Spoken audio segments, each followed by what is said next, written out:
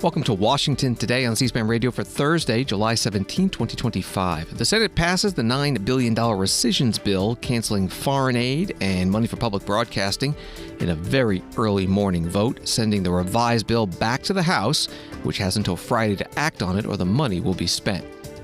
Senate Democratic effort to force Trump administration to release all files related to the case of late sex offender Jeffrey Epstein, blocked by Republicans.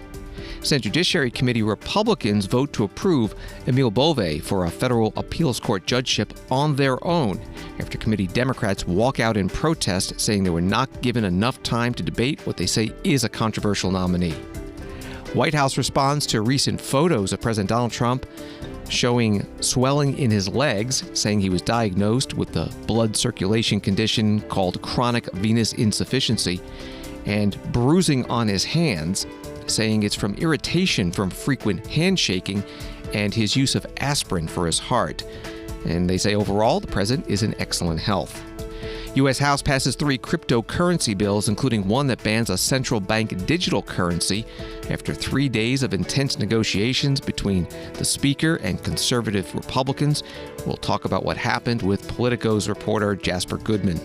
And Attorney General Pam Bondi and Interior Secretary Doug Burgum visit Alcatraz in San Francisco after President Trump ordered it be reopened as a federal prison. ABC News writes the Senate narrowly approved a White House request to claw back $9 billion from the federal budget, including funding for foreign aid and public broadcasting. The final vote early Thursday morning was 51-48, with Senators Susan Collins and Lisa Murkowski voting with Democrats against the rescissions bill. President Donald Trump requested the cuts, which include significant cuts to the Corporation for Public Broadcasting and the U.S. Agency for International Development, USAID. The passage marks a win for Trump, who called the cuts a priority, even though some Republicans voiced opposition.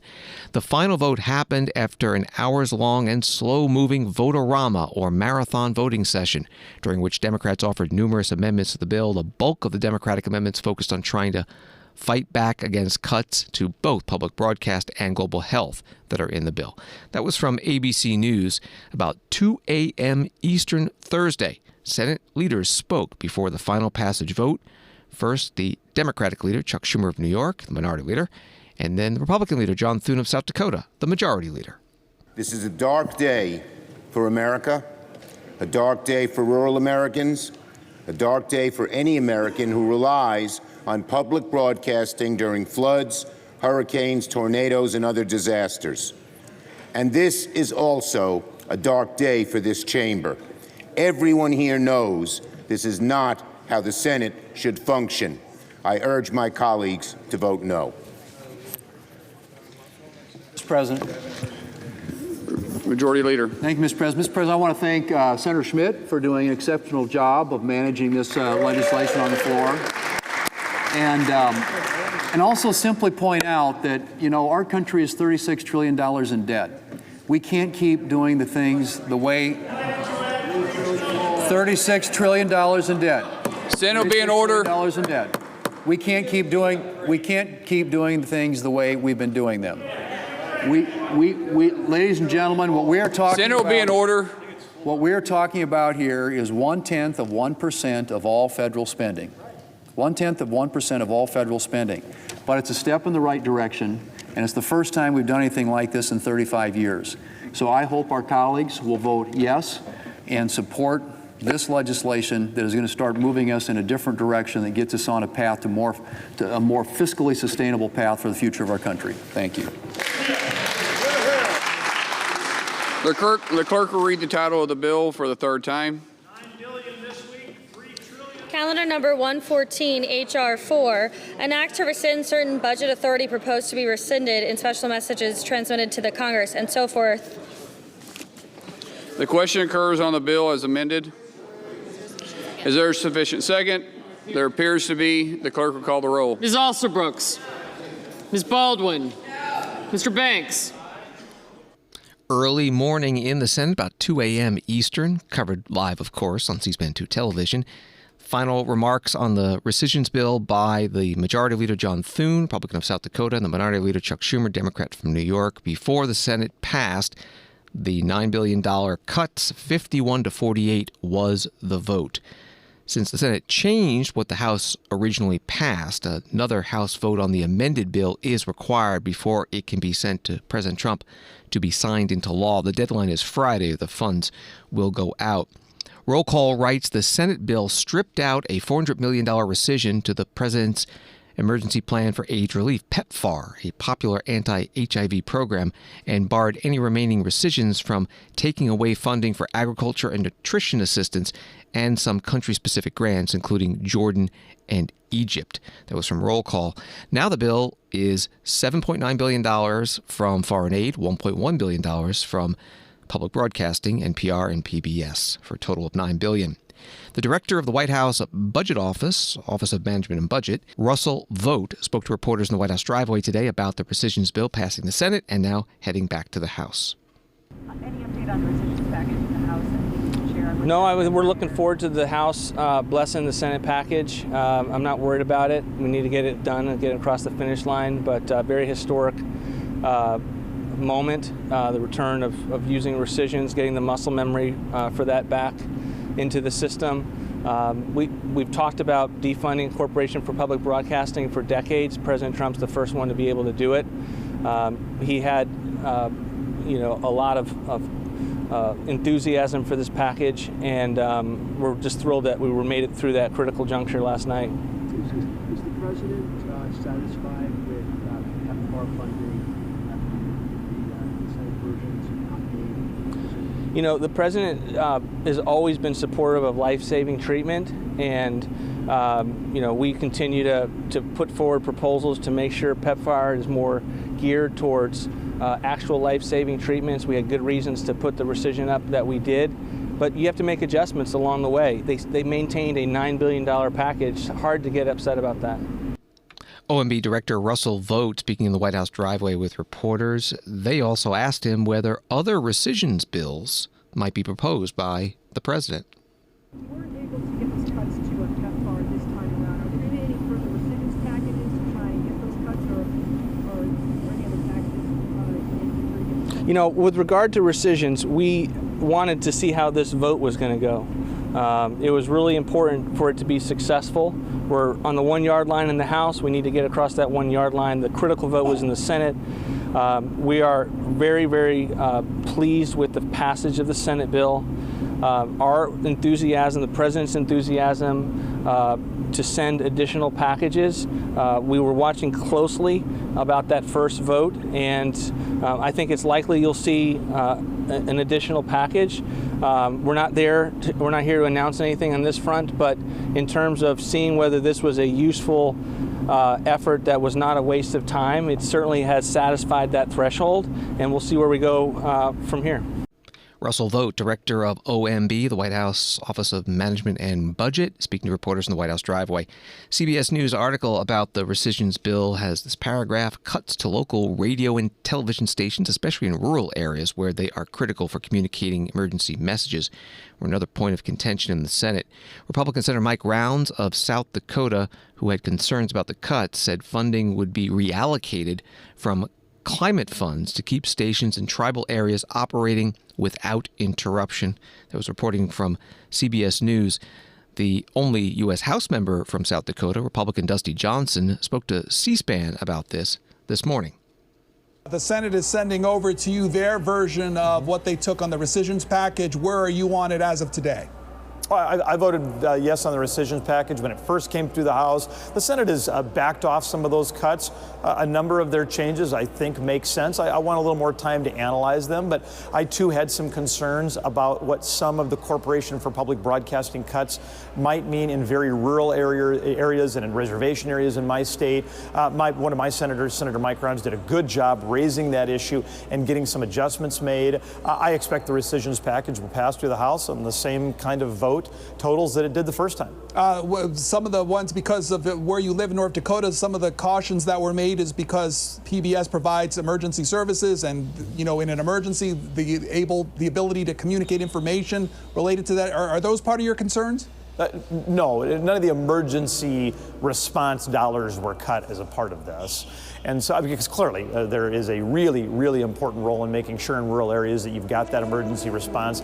That was untouched by this. And so that's not one of my primary concerns. Now there can be some ancillary areas to concerns to that, where there can be really important public information provided that wouldn't be part of a national emergency broadcast system. And so I understand why myself, Senator Rounds, and others wanted to make sure that those extra rural concerns were taken care of.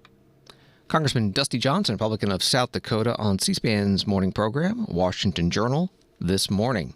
This afternoon, the House Minority Leader Hakeem Jeffries, Democrat from New York, held a news conference to discuss what to expect when the rescissions bill comes back to the House for another vote. Do you expect any delay tactics tonight to try to stall this? You set a record with a speech just a couple of weeks ago.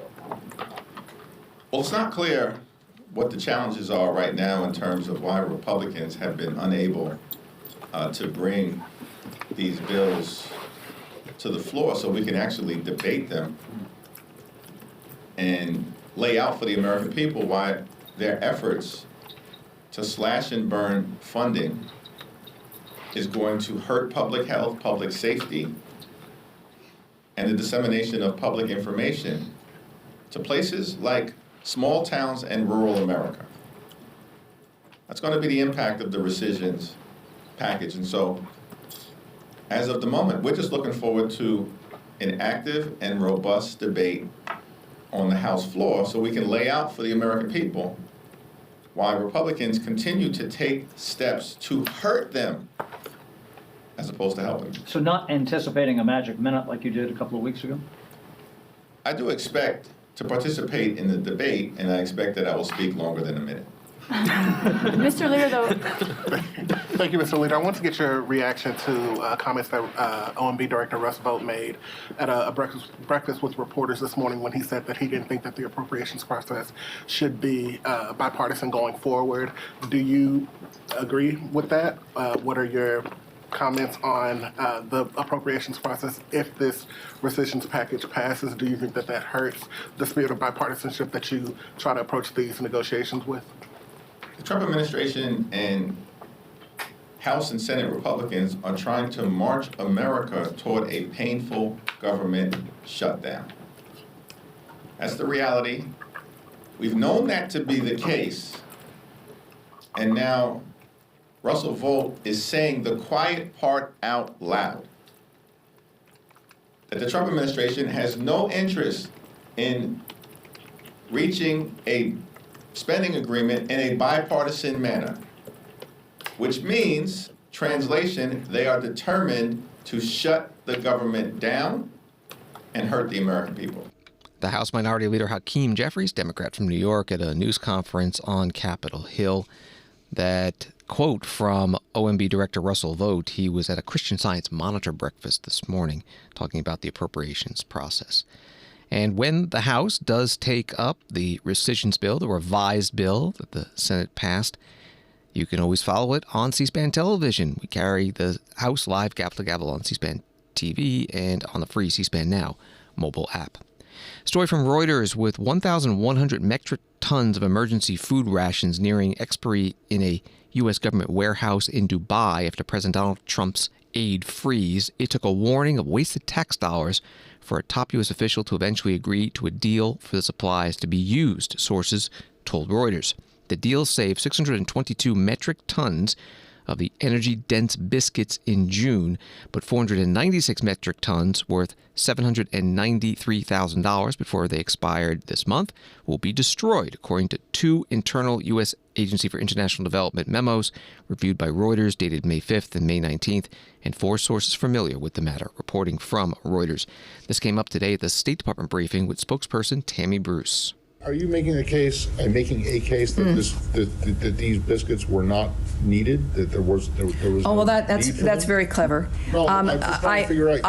I'm presenting the context that we have stations of food around the world that are specifically aligned to being held for an emergency, while we then distribute 1 million tons of food around the world in immediate need frameworks that are destined for a certain place. It would, and then that gets replenished. So it's not that it wasn't needed. It served its purpose. It was needed. It was needed to be held in the event that there was an emergency. And that was accomplished, and it will continue to be accomplished. So you don't think there was an emergency in Gaza or? Oh, yes, and you know, it's interesting. We contribute and have aided emergencies around the world through this time. We were not waiting for anything in a holding station. As I don't know, I won't say it again. We are the largest giver of food aid and provider of aid around the world. Certainly a food aid, 1 million metric tons of food. So it's not like because those biscuits are in the emergency section that we simply went home to watch television. We are the largest provider. We are proud of that, and we will continue to be. State Department spokesperson Tammy Bruce questioned by Associated Press reporter Matt Lee at today's news conference at the State Department in Washington. This is Washington Today. Story from ABC News. Facing uproar in his MAGA base over the Jeffrey Epstein files, President Donald Trump continues to try to shift blame for the controversy to others, including onto Biden administration officials for what he calls a hoax. Trump, in a phone interview with Just the News on Real America's Voice on Wednesday night, alleged without providing evidence that Democrats and former officials doctored files related to the disgraced financier and convicted sex offender. The comments came when Trump was asked if he wanted one prosecutor to look into the broad subject of political prosecution. The ABC News article has this as well. Epstein was arrested in 2019 and died in prison while awaiting trial on sex trafficking charges while President Trump was president. A review by the Justice Department and FBI found no so-called client list and confirmed Epstein died by suicide in prison. Again, from ABC News, here's the president Wednesday night on Just the News. One big prosecutor look at it all. Would that make you feel good, you think? Well, I think it's in the case of Epstein, they've already looked at it, and they are looking at it, and I think all they have to do is put out anything credible. But, you know, that was run by the Biden administration for 4 years. I can imagine what they put into files, just like they did with the others. I mean, the Steele dossier was a total fake. Right. It took 2 years to figure that out for the people. And all of the things that you mentioned were fake. Yep. So I would imagine if they were run by Chris Wray and they were run by Comey, and because it was actually even before that administration, they've been running these files. And so much of the things that we found were fake with me. But especially, you look at that Steele dossier where they paid like 14 or 16 million. That's more than James Patterson gets paid to do a #1 bestseller. Isn't that crazy? And the thing turned out to be a total scam. So frankly, you know, I think I love that they're looking at all this stuff. If they are, I hope they are. President Donald Trump on Just the News on Real America's Voice on Wednesday night. The White House Press Secretary Caroline Leavitt asked for a clarification today, and she said the president would not recommend a special prosecutor in the Epstein case. Story from Daily Caller. Senate Republicans moved to block an effort from their Democratic counterparts Thursday afternoon to force the Trump administration to release all records related to the convicted sex predator Jeffrey Epstein. Democratic Arizona Senator Ruben Gallego, a rumored 2028 presidential candidate, asked for unanimous consent to pass his resolution requiring the Department of Justice to release records related to Epstein. Republican Oklahoma Senator Mark Wayne Mullen objected, arguing Gallego's resolution was political theater. That's how Daily Caller reported it. Here's how it happened on the floor, starting with Senator Gallego. Mr. President, I'm introducing this resolution to require the Department of Justice to release its files related to Jeffrey Epstein. For years, Donald Trump and the MAGA movement have railed on about the Epstein files. They've told the American people that they're going to release the files and expose the elites. Pam Bondi has said that she has the files on her desk and they're ready to go public. The names of these shady elites who had abused children were just sitting there, and she was ready for it to be released. But now, a complete reversal.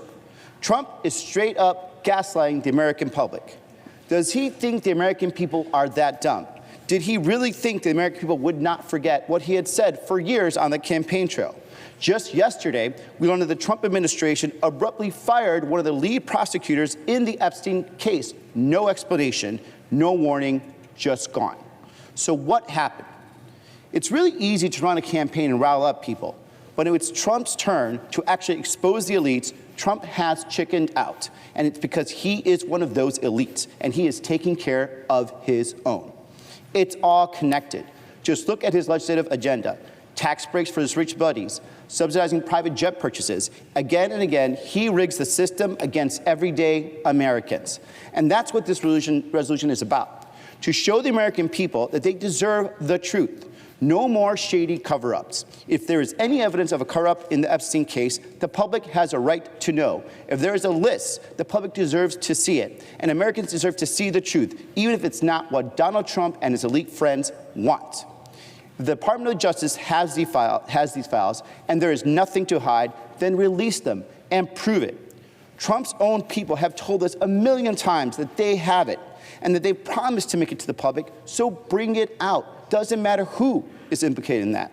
The American people are done with these games, these lies, and the two systems of justice, one for the elites and one for everyone else. Enough with the secrets. The American people deserve the truth.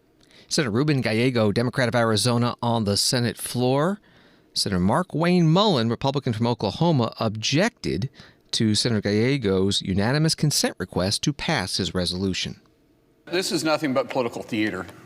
It's so obvious that the Democrats are just using this for a political football. If they were really serious about it, what happened the last 4 years? Or were they silent? Doing nothing but covering up for an absent president? And now all of a sudden they want to talk about transparency? We haven't even figured out who ran the White House the last 4 years, and now all of a sudden they want to make something of this? Are you kidding me? If they're serious about it, then why didn't they say something the last 4 years? This is nothing more than just political theater trying to go after a president that they truly despise. With that, I object. Senator Mark Wayne Mullen, Republican from Oklahoma, on the Senate floor. Jake Sherman, co-founder of Punchbowl News, writing on X, House Speaker Mike Johnson and his leadership team are discussing offering an Epstein-related resolution to try to quell the furor of members of the House Rules Committee. Resolution would almost certainly be non-binding. Dems keep offering Epstein-related amendments to the Rules Committee, release the files, etc. Republicans on Rules are pissed. They are being asked to oppose these amendments, and GOP members of Rules want political cover. That was from Jake Epstein of Punchbowl News. Story from NBC News. Democrats walked out of a Senate Judiciary Committee meeting Thursday to advance senior Justice Department official Emil Bove's nomination for a federal judgeship, alleging Republicans improperly rushed the process. A spokesperson for the top Democrat on the panel, Senator Dick Durbin of Illinois, said that as a result, it is an open question whether the nominations of Bove, who previously was President Donald Trump's personal defense lawyer, and former Fox News host Jeanine Pirro, whom the president has picked for U.S. Attorney for the District of Columbia, are moving forward. The spokesperson said the Republican majority broke several rules with its actions, and the Democrats would make their case to the Senate parliamentarian that the votes should be voided. Spokesperson for the committee's Republican chairman, Senator Chuck Grassley of Iowa, said there is no dispute, and both Bove's nomination to the Philadelphia-based 3rd U.S. Circuit Court of Appeals and Pirro's nomination can move ahead to the full Senate. That was from NBC News. The fireworks started, the article says, after Grassley announced he was holding the vote on Bove's nomination, even though some Democratic members of the panel had yet to speak about the nominee. Here's the moment the Democrats walked out. You're going to hear Senator Cory Booker, Democrat of New Jersey, and briefly Mazie Hirono, Democrat of Hawaii. Sir, this is wrong, and you know it.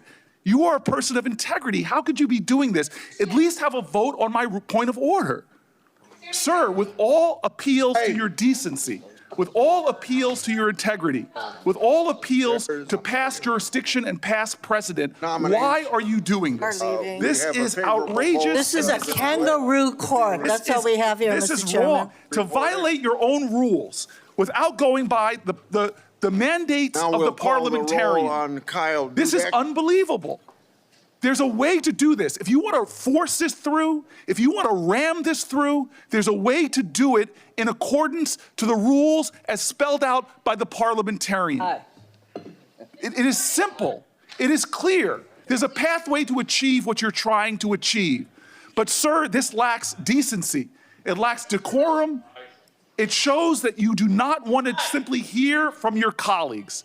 This is absolutely wrong. Senator Cory Booker, Democrat from New Jersey, during today's Judiciary Committee meeting, he went on for about 10 minutes as the committee chair, Senator Chuck Grassley, was calling the votes on the nomination of Emil Bove for federal appeals court judgeship and the other nominations before the committee.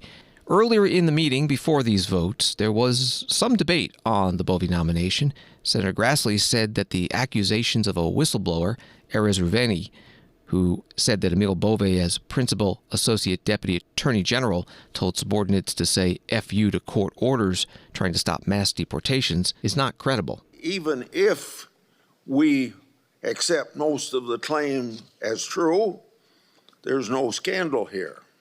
Government lawyers aggressively litigating and interpreting court orders isn't misconduct. It's what lawyers do all the time. Concerningly, the minority repeatedly recast discussions of litigation strategy. Now, they crafted litigation strategy as wrongdoing, even discussions that reflected the government's official litigation positions, some of which prevailed on appeal. These documents then give no reason to delay this nomination. So, let's stick to the facts. The whistleblower alleges misconduct, but 10 days after the key event he described, he signed a brief stating, without qualifications, that, quote, the government has complied with the court orders in this case, end of quote. If he believed the department defied court orders, why sign a brief as an officer of the court saying that it had complied? During the hearing, Mr. Bove firmly denied the allegations. He testified under oath, quote, I did not advise any Justice Department attorney to violate court orders, end of quote. Recent public reporting backs this account, his account as well. Senator Chuck Grassley, Judiciary Committee Chair, Republican of Iowa, at today's business meeting. The committee's ranking Democrat, Dick Durbin of Illinois, said the whistleblower's accusations are just one of the strikes against the Emil Bove nomination. He led this administration's embarrassing efforts to strike a corrupt bargain with New York City Mayor Eric Adams, and he has been trailed by a history of complaints, long predating his affiliation with President Trump, about his temperament, his poor judgment, and lack of candor before the court. Think of it. We're talking about a judge for life. Attorney General Bondi conveniently did not announce her plan to keep the Epstein files hidden until shortly after our opportunity to question Mr. Bove under oath about his involvement in this issue had passed.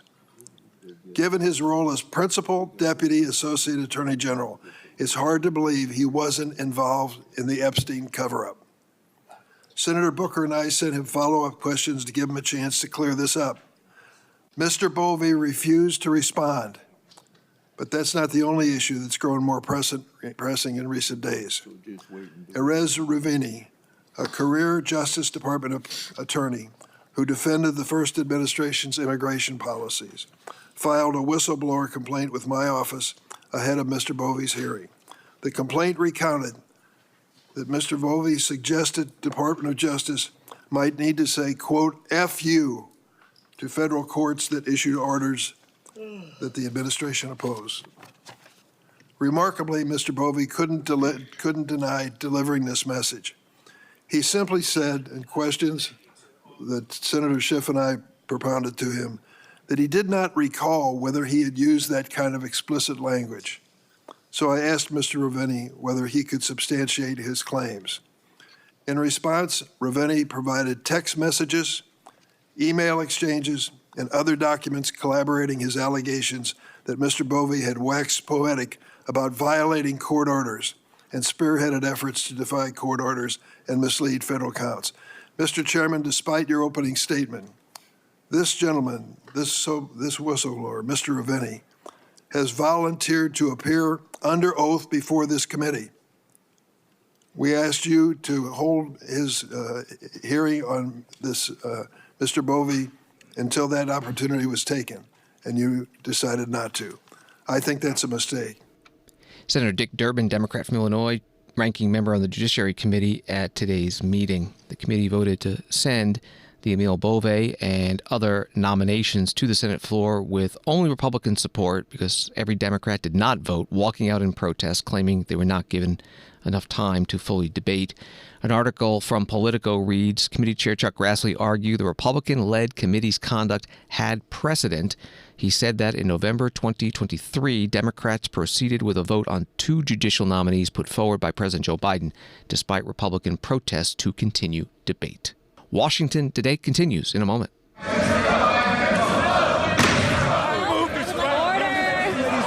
In a nation divided, a rare moment of unity. This fall, C-SPAN presents Ceasefire, where the shouting stops and the conversation begins. In a town where partisan fighting prevails. 1 table, 2 leaders, 1 goal, to find common ground. This fall, Ceasefire, on the network that doesn't take sides, only on C-SPAN.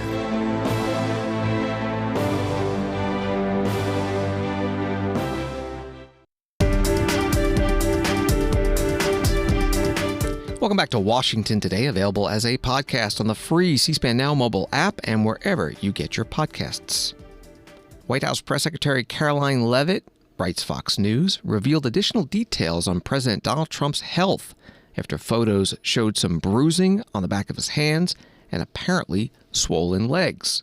I know that many in the media have been speculating about bruising on the president's hand and also swelling in the president's legs. So in the effort of transparency, the president wanted me to share a note from his physician with all of you today. In recent weeks, President Trump noted mild swelling in his lower legs. In keeping with routine medical care and out of an abundance of caution, this concern was thoroughly evaluated by the White House medical unit. The president underwent a comprehensive examination, including diagnostic vascular studies. Bilateral lower extremity venous Doppler ultrasounds were performed and revealed chronic venous insufficiency, a benign and common condition, particularly in individuals over the age of 70. Importantly, there was no evidence of deep vein thrombosis or arterial disease. Laboratory testing included a complete blood count, comprehensive metabolic panel, coagulation profile, D-dimer, B-type natriuretic peptide, and cardiac biomarkers. All results were within normal limits. An echocardiogram was also performed and confirmed normal cardiac structure and function. No signs of heart failure, renal impairment, or systemic illness were identified. Additionally, recent photos of the president have shown minor bruising on the back of his hand.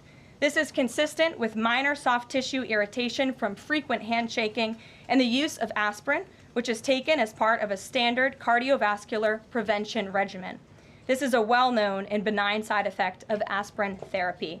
And the president remains in excellent health, which I think all of you witness on a daily basis here. So the president wanted me to share that note with all of you. I'm happy to take further questions on it. We will provide the memorandum from the president's physician to all of you, as we always do. White House Press Secretary Caroline Leavitt at her news conference in the White House briefing room. Again, from the Fox News article, the release from the White House included President Trump's vital statistics, noting that the president is 75 inches tall, weighs 224 pounds, has a resting heart rate of 62 beats per minute, a blood pressure of 128/74, a pulse oximetry of 99% on room air, and a temperature of 98.6 degrees Fahrenheit. Caroline Leavitt was also asked today about a story that President Trump told earlier this week about his uncle, a Massachusetts Institute of Technology professor, and Ted Kaczynski, the domestic terrorist known as the Unabomber, that fact-checkers say might not be true. Andrew, go ahead. So on Tuesday, the president told a very detailed story about his uncle, noted scientist John Trump, and Theodore Kaczynski, the late Unabomber. He said that Dr. Trump taught Ted Kaczynski. Ted Kaczynski was not identified as the Unabomber until 1996, 11 years after John Trump passed away. It would have been impossible for John Trump to have ever discussed the Unabomber with the president. So what was he talking about? And I have one follow-up. Andrew, with so many issues going on in the world, I'm a little bit surprised you would ask such a question, although I'm not sometimes coming from you, I will say, but I'm willing to give you an answer. Nevertheless, the president's uncle did, in fact, teach at MIT. He was a very intelligent professor. The president's very proud of his family. In fact, the president has a letter from his uncle on the MIT letterhead that sits in the Oval Office dining room. Maybe we'll let you see it sometime. Go ahead. White House Press Secretary Caroline Leavitt at her news conference at the White House. There's a story from The Hill. The House Oversight and Government Reform Committee has secured interviews with 4 former top aides to former President Biden in its probe of his mental acuity. Over August and September, the panel will hear from former Biden Press Secretary Karine Jean-Pierre, White House Counsel Office spokesperson Ian Sams, Senior Deputy Press Secretary Andrew Bates, and Chief of Staff Jeff Zients. That was from The Hill. The U.S. House today passed 3 cryptocurrency bills.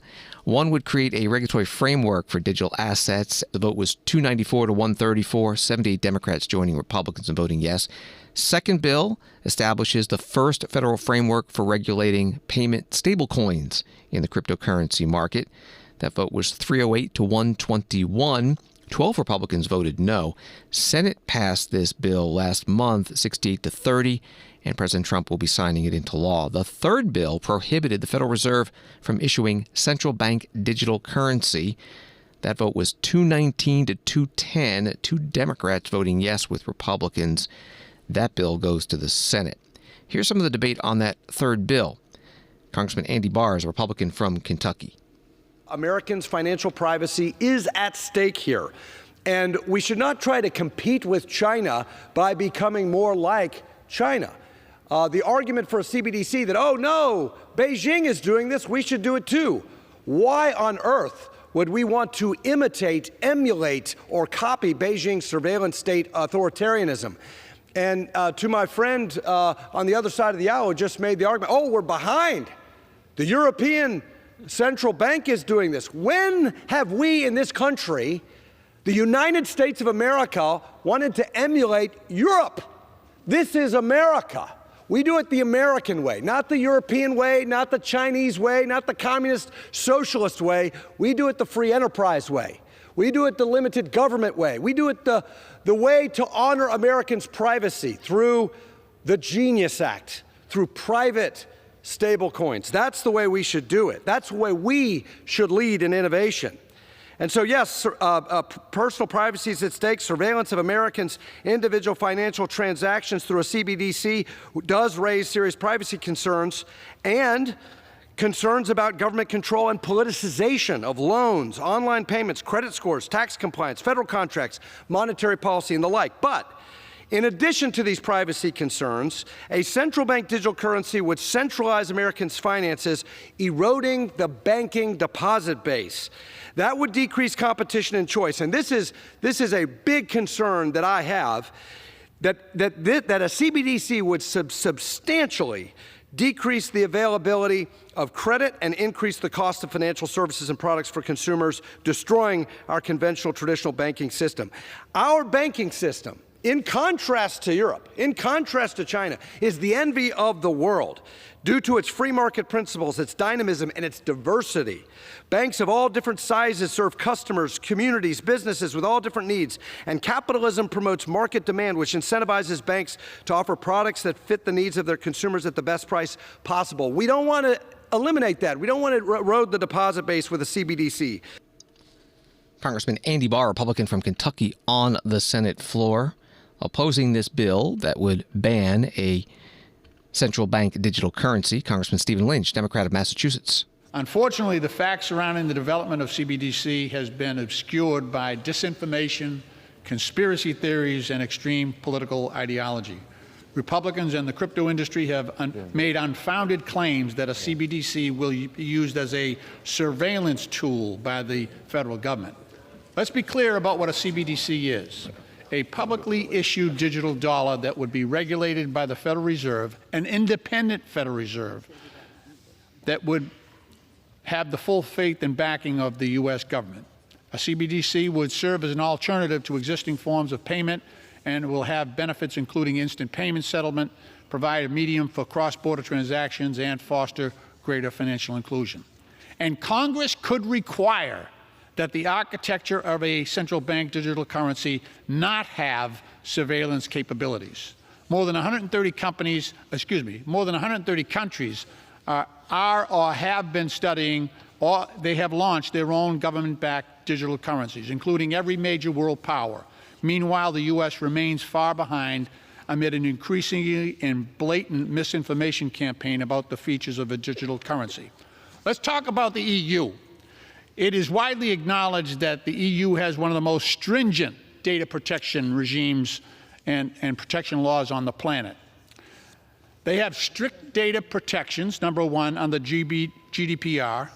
They have access, so European citizens, EU citizens have access to control of their personal data. They have the right to be forgotten, which would prevent data surveillance and surveillance of citizens. And they have strict penalties for companies that violate their personal data rights. The United States could have the same in a U.S. digital currency. There's a widening gap between the U.S. and its G7 peers, all of whom have far more advanced CBDC projects than the U.S. Congressman Stephen Lynch, Democrat from Massachusetts, on the House floor before the House voted on this bill, passing it 219 to 210 to prohibit the Federal Reserve from issuing a CBDC, central bank digital currency. Joining us now on the phone to talk about Crypto Week in the U.S. House is Jasper Goodman, who covers economics policy at Politico. Thanks for being with us. You wrote Wednesday night, when the House finally advanced the 3 crypto bills, that it came after a group of Republican hardliners dropped their opposition to the effort following a chaotic day of turnabouts and negotiations with Republican leaders. What were the day-long negotiations about? How did they get resolved? Well, thanks for having me. This saga really began on Tuesday afternoon when House Republicans put on the floor of the lower chamber a rule to begin debate on the crypto bills, a slate of 3 crypto bills that Republicans are hoping to pass this week, along with a fiscal year 26 defense spending measure. And this was expected, I think, by most observers to be relatively smooth sailing. They would pass this procedural step and move on to consideration of those bills. But out of nowhere, at least from where we were sitting, a group of Republican rebels took down the rule that would allow the House to begin considering this legislation. And that led to a chaotic day and a half of negotiations between the House Freedom Caucus members, the hard right members, who voted against this initial rule on Tuesday, President Trump, who got involved both late Tuesday night and late Wednesday night, and House Republican leaders who were trying to mediate this situation. The objection from the hardliners ostensibly was that they wanted 2 of the crypto bills that were being taken up this week by House Republicans to be linked together to ensure that a bill that would ban a central bank digital currency would have a viable path forward in the Senate. And conservatives have long been concerned that a CBDC, which is effectively a government-issued digital dollar, doesn't currently exist in the U.S. and would need congressional authorization in order to exist. But there have long been concerns that a CBDC would stifle private sector innovation and also lead to privacy invasions. And so the hardliners were pushing to merge this CBDC ban bill in with one of the other crypto bills in order to force the Senate to take it up. But that would be highly unlikely because most Democrats don't support a CBDC ban, and that means that it likely wouldn't have a path to 60 votes in the Senate. So basically what happened here is late Tuesday night, this group of Republican hardliners went to the White House, met with Donald Trump, and they struck a supposed deal to add the CBDC language to one of the other crypto bills being considered this week called the Clarity Act, which is a sweeping market structure overhaul led by the chair of the House Financial Services Committee, French Hill. But there was one problem with this. The leaders of the House Financial Services and Agriculture Committees, which crafted these crypto bills, were not on board with this deal that the Freedom Caucus members struck with the president. So we got back to the House floor on Wednesday for another vote on this rule, and the hardliners were preparing to vote yes on the rule, but then the senior members of the Financial Services and Agriculture Committee withheld their votes. And this led House Republican leaders to have to leave this rule vote open for more than 9 hours on the House floor yesterday as Republican leaders tried to mediate a solution between the hardliners and the leaders of the Financial Services and Agriculture Committees. And just briefly, the reason that they opposed this proposal to attach CBDC language to the Clarity Act is that it would mean that Democrats wouldn't vote for the Clarity Act when they put it on the floor. And they want to send a signal to the Senate that there is a lot of bipartisan support for their Clarity bill, the market structure overhaul, because they want to make law on this year. So they were categorically opposed to anything that would add a CBDC-related poison pill to that bill. This led to the protracted standoff. And it was eventually resolved late on Wednesday night when House Republican leaders agreed to add language that would ban a central bank digital currency to the National Defense Authorization Act when the House takes that up later this year. Of course, that'll create a whole nother struggle, but that's a problem for tomorrow.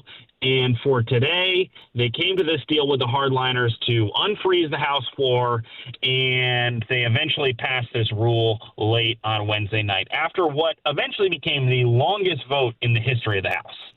We're talking with Jasper Goodman, who covers economics for Politico. As you pointed out, adding it to the NDAA doesn't necessarily solve the problem, right? I mean, the Senate could reject that as well. It doesn't. The Senate very likely will strip that CBDC language out of the NDAA when the time comes. But I think what we're seeing here is also broader frustrations by House Republicans on the right wing of the conference about getting repeatedly jammed by the Senate. So what you have here is members who are frustrated that the Senate significantly changed the House version of the big, beautiful bill, sent that back over and successfully forced the House to eat it. And then the Senate also preparing to change the House-passed rescissions package and send that over and force the House to accept that product as well.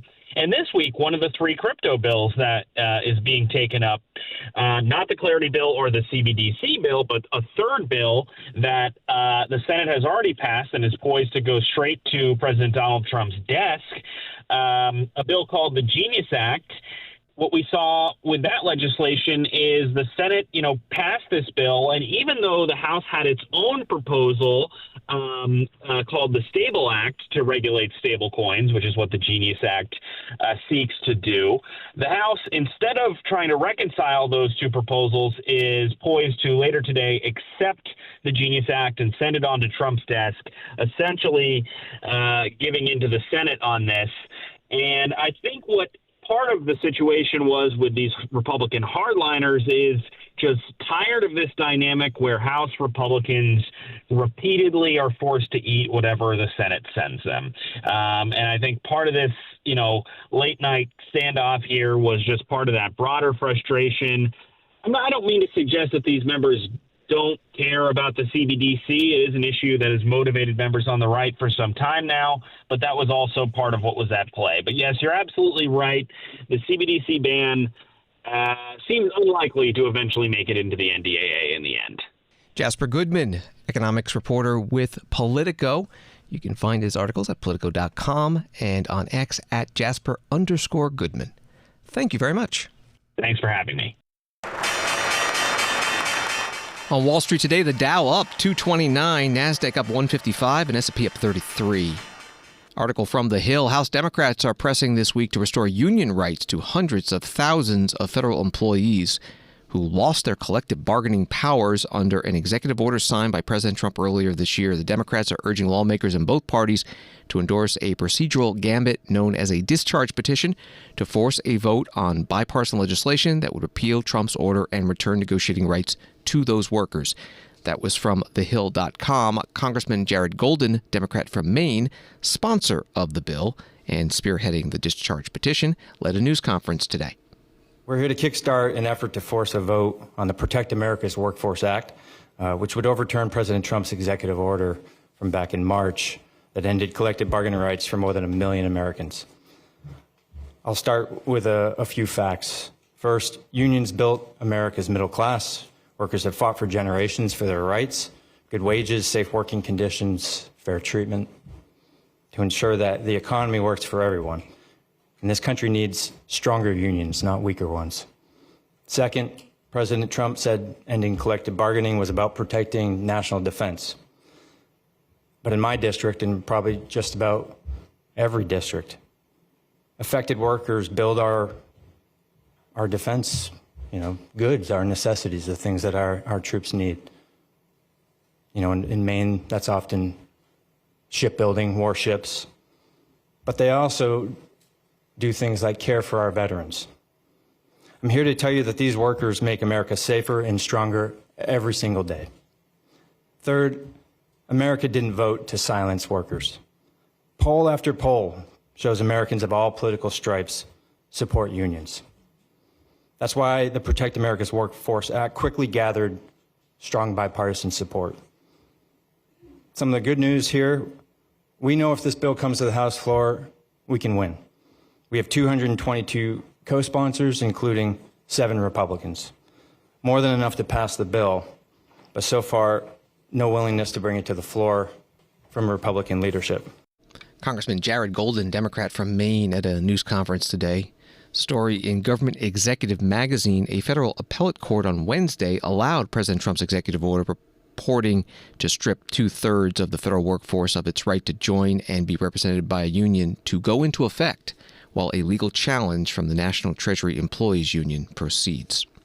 Attorney General Pam Bondi and Interior Secretary Doug Burgum visited Alcatraz Federal Penitentiary in San Francisco, California today, 2 months after President Trump ordered the prison be reopened. It was an operating prison from 1934 to 63, becoming known for housing notorious criminals like Al Capone, and the setting for many Hollywood movies. Bureau of Prisons' website says that the prison closed because of the high operating costs. Attorney General Bondi writing, "A great morning at Alcatraz with Secretary Burgum. Under President Trump, we're making America safe again." And Secretary Burgum writing on X, spent the day on Alcatraz Island, a National Park Service site, to start the work to renovate and reopen the site to house the most dangerous criminals and illegals. The administration is restoring safety, justice, and order to our streets. And the White House Press Secretary Caroline Leavitt was asked about it at her news conference at the White House. Bondi and Burgum's trip today to Alcatraz. I'm curious what the funding is going to look like for that and who the president does want to see incarcerated there if it were to become. Sure. Well, this was an idea of the president. He spoke about it in May, and he directed his administration to review a reopening plan for Alcatraz if it is possible, which is why the Attorney General and the Secretary of Interior have traveled there today. They are touring the site, and if the Alcatraz prison is reopened, it would be under the purview of the Bureau of Prisons. And the Secretary of Interior also would play a big role in this as well. So they're there to review the site today, and I'm sure you'll hear more from them on it later. And just to follow up, Libby, on who the president wants to see housed in Alcatraz, the worst of the worst criminals in this country, both American criminals who convict heinous crimes, but also illegal alien criminals before deportation as well. White House Press Secretary Caroline Leavitt at her news conference at the White House. House Speaker Emerita Nancy Pelosi, Democrat from California, who represents the San Francisco area, putting out a statement. It should concern us all that clearly the only intellectual resources the administration has drawn upon for this foolish notion are decades-old fictional Hollywood movies. Make no mistake, this stupidity is a diversionary tactic to draw attention away from this administration's cruelest actions yet in their big, ugly law, which takes away food from children and rips health care from millions to give tax breaks to billionaires. It remains to be seen how the administration could possibly afford to spend billions to convert and maintain Alcatraz as a prison when they are already adding trillions of dollars to the national debt with their sinful law. That statement from former House Speaker Nancy Pelosi. Thanks for listening to Washington Today. Sign up for C-SPAN's evening newsletter word for word and get the stories making headlines in Washington emailed to you every day. Subscribe at cspan.org/connect. Have a good night.